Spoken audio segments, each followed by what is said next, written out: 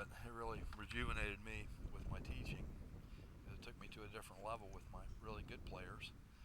I honestly don't think it helped me teach my beginning players. I already had that down to a fine science. It was just the better players that really helped me. I like this drill a lot. You just get on top of a table or anything like that, and the backswing is here, and then you go ahead and let the wrist cock as you turn back. That way you're practicing the wrist cock at the proper time, and then you finish your turn, and then you come down and let the arms drop, and you can see on this particular one, you're releasing the hands a little, right hand a little too soon. So the arms did the right thing, the wrist didn't do the right thing. So that's where you practice, and it'll help you having a mirror. Sorry, I know we got a better one in there, but I just didn't pick the right one. But your hands should be right over here when you do that, because there's just too much wrist release. It's the only way that club can hit the ground is by releasing the wrist. You can do this in the pool too. It's not a bad drill to do in the pool if you can get at the shallow end of the pool and try to drown the grip in, not the other end. Again, there's a better one right there. See, I'm just holding that wrist angle better. And then the other thing you're looking for when you get there is to make sure that left wrist is already rotated somewhat and already somewhat flat, because you don't want to have to be doing that much work from there down to the ball. If the whole downswing takes 2/10 of a second, which is about a fifth the speed of lightning, I'm not sure what the last half of it is, but I know it's faster than 1/10. So it's I don't really know what it is. I've never measured that, but it's pretty fast. Now this is a cool drill. This little thing with the weighted thing on here. And then as you drop down, this is the better one. And that's awesome right there. So you got Sergio lag right there. So your hands are over your crotch. If you did that, you'd be hitting everything dead right, because you wouldn't be able to square the face up. Sergio had that kind of lag in his swing, and we heard about him for the first time hitting this miraculous shot out of the right woods, the operant term being out of the right woods. So he just had so much lag, he blocked it to the right a lot. And then there's no need for that right wrist to really release. And this one was released a little sooner. And that's the neat thing about that little auditory tool. It'll still be really good, but it won't be quite as exaggerated as that one. Almost, though. It's interesting. We just heard that a little bit sooner.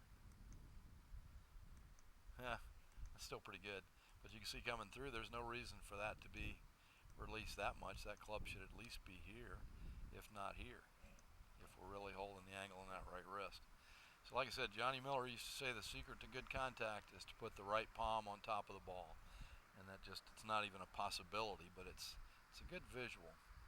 Another guy translated that into backhanding the ball with your left hand, because if you're there, it's kind of the same as that. Most really good tips are not even true. They're just good visuals. Now this is where we're using the little Chuck Cook drill, where you kind of get into your impact position, and then you just cock it up a little bit on the backswing, and then you maintain that wrist cock. You look at that coming into the ball. That's what every great player looks like right there. And you just maintain it coming through until you make contact with the ground, and there's enough rotation in that left arm that'll keep the face square. This length of shot, the ball ain't going to go that far right anyway, but we're trying to kill two birds with one stone, and we weren't there yet with this. You were concentrating on this, which is great. And that's about the maximum you could point that to the left. So as it comes through, you can see you're maintaining that, which is really excellent. Then as you get up here further, the centrifugal force has to release a little bit. Then there's the Mac O'Grady drill, which I did a better job showing you than I did in this exhibit right here. That's what I showed you, but I cheated in this one because I wasn't that good at doing this at the time. And I'd been doing it for years too, so I'm in the slow learner group, what can I tell you? But just habits are hard to change when you have certain things ingrained. See, that's decent, but it's certainly not much exaggeration. I do a better job than that in my real swing now. But now you see that shaft is just pointing at the left tip. That's a wimpy exaggeration. So that's good through the ball. But now watch how I'm going to get better. I'm going to start cheating at the end there and bring it back. Like, damn, I'm good. so but using a hedge or something like that can be real good for that, to kind of train that. But the good news is that things get better over time as you do them. Even if you're doing them all day, it takes a little longer sometimes for some of us. Some habits are just harder to break. You know, you're just ingrained. Whether it's physiological or psychological, it's just hard to say. And this is where we're using that little Venetian blind on the right hand, and so it's going to make noise and click on the backswing, but then it shouldn't click on the downswing.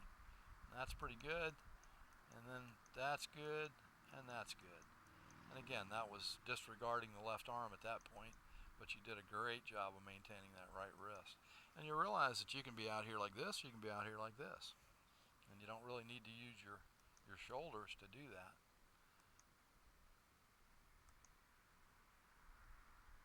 And this is interesting because this is like when you get your little guy in front of the wheel of a golf cart, he's going to drive a cart like this or anything. When you start turning, watch your shoulders deciding to get involved in this rotation of the left arm. What does that have to do with that? But that's what we do. If you're steering a car and you don't realize this is the mechanism here, your shoulders are going to decide to help out. That just seems logical. But that's what happens when you get a kid in your lap. I was in the Big Brother program, and it was so funny to watch a kid get behind the wheel of the cart, and he just didn't just do this like we do. He had to turn his body into it, get all animated with it. Just seemed like it made sense at the time. But beautiful job of rotating that. So there you're holding the keys at the end, but didn't need all that to do that. So that'll be good when to do in front of the mirror and see if if you're just rotating this, you don't really need your body to do that. And then we're hitting shots with the same thing in mind. There's really good lag right there. You didn't release the right wrist. Nice. And then that left arm, this is the one that didn't quite cooperate. The next one's better, I believe. Not bad, and that would be okay for that shot, but if you're going to use this in the full swing, then you have to do something along the way, and that's, since that's a tendency for you, this should be better.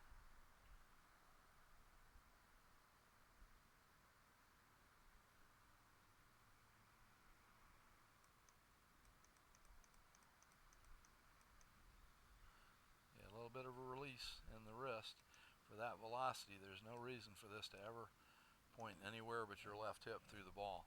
That's my release.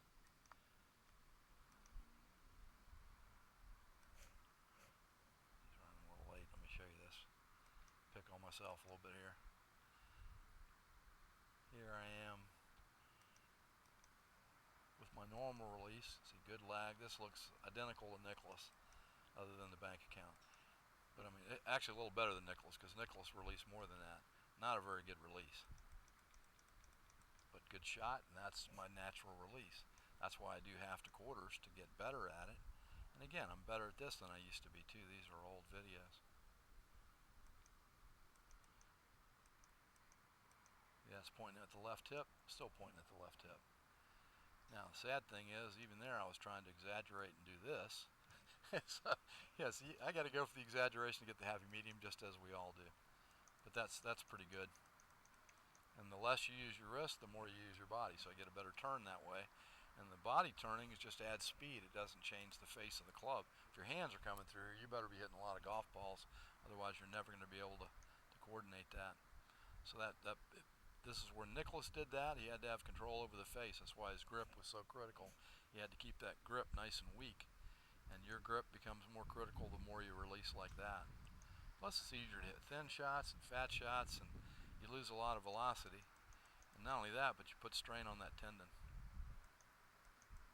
But that's a lot better rotation than it was, isn't it?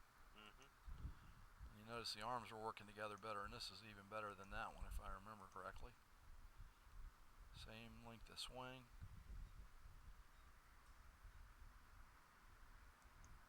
Good lag. And a better release. There, you threw the ball in one piece. That was better. And that still rotates. Yep, still rotates pretty good. Rotates enough that I believe it could fold right there. So everything's kind of a trade-off. It's the more you get this out here, this kind of helps it a little bit. But you can get both of them together. Man, I'm tough on mouses. Mice, however you say that. And then that's back to the downline view. Yeah, here's what I was showing you that I'll come back to that. If you look at anybody down the line, let's get somebody better here. When you look at a pitch down the line, whoops,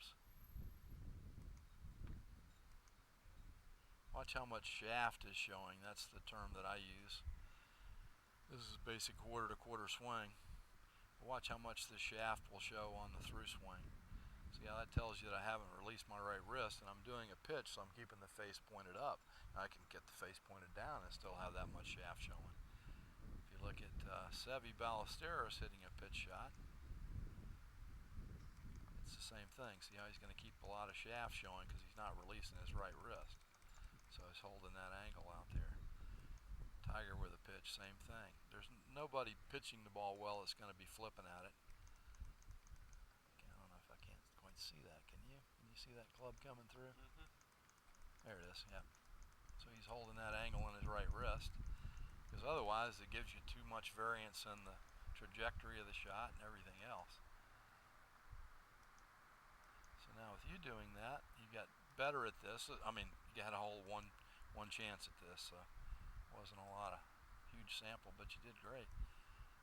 So the posture looks better. I forgot to comment on that. That's much better posture. And then on the backswing, it's just going to follow that bottom line for the most part. And that's beautiful plane right there. And then watch as it comes down, perfectly on plane. And now if you don't release the right wrist, we hold the angle.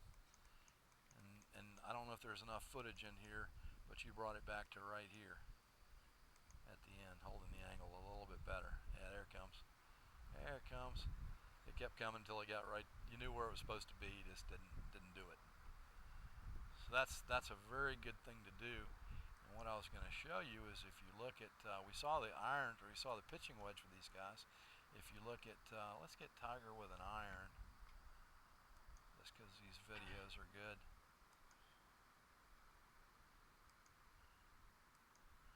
You watch him coming through the ball here. You can see there's quite a bit of shaft showing out there on that. It went right through this spot. That was dirt. Club was right out here. And if you look at him with a driver, there's not as much shaft. There he is.